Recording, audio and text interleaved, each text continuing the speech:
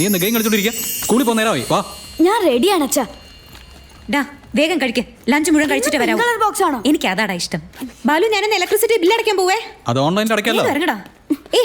Bag എടുത്തിട്ട് പോടാ. എടാ സമയമായി. വാ. എല്ലാത്തിനും സ്ലോ അച്ഛനെ പോലെ. Okay bye. ബൈ ബൈ അമ്മേ. ബൈ. ഡാ വാ, സ്റ്റെപ്പ് ഇറങ്ങി പോ. Hi. Hi. Hi. Coffee? Thank you, but we are very tired. Long flight. Gotta sleep and get over the jet lag. Bye, Vijay. Bye.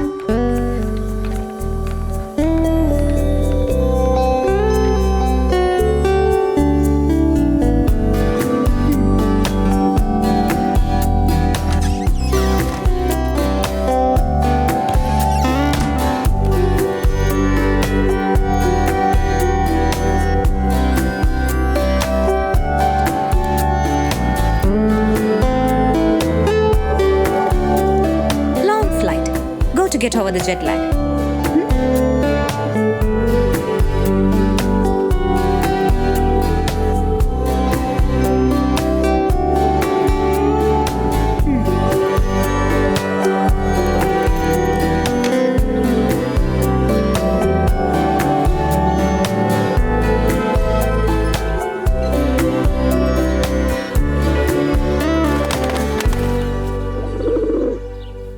പാടി Bhagyalakshmi, correct ടൈമിൽ വന്നല്ലോ.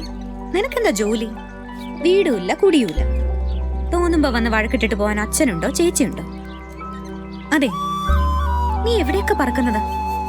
നിനക്കെന്താ jet lag ഇല്ലാത്ത? എന്താടി?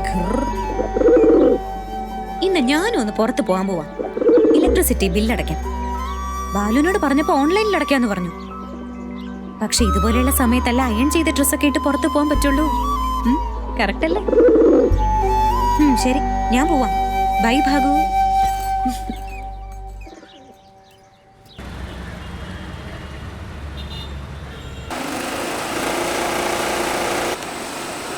എടാ താനൊന്നും ഒരു കാലത്തും ഗുണം പിടിക്കില്ല. ലോകം എത്ര വേഗം മാറുകയാ. താനിപ്പോഴും എന്താണ് സോഷ്യലിസം പൊതുപണി മുടക്കം എന്നൊക്കെ പറഞ്ഞുകൊണ്ടിരിക്കുന്നത്? നോക്ക്, മാറ്റം ഒന്ന് മാത്രമേ മാറാതെ ഉള്ളൂ, മറ്റുള്ളതെല്ലാം മാറും. ഇത് എത്ര കൊല്ലമായിട്ട് താൻ പറയുന്നതാ.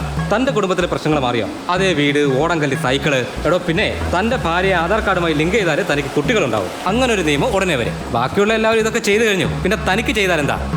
നീ ഒരു കാര്യം ഓർത്തോ, ഞാൻ എന്ത് ആയുധം എടുക്കണമെന്ന് എന്റെ ശത്രുവാണ് തീരുമാനിക്കേണ്ടത്. അപ്പൊ അതുപോലെ താനല്ലേ തീരുമാനിക്കുന്നത്?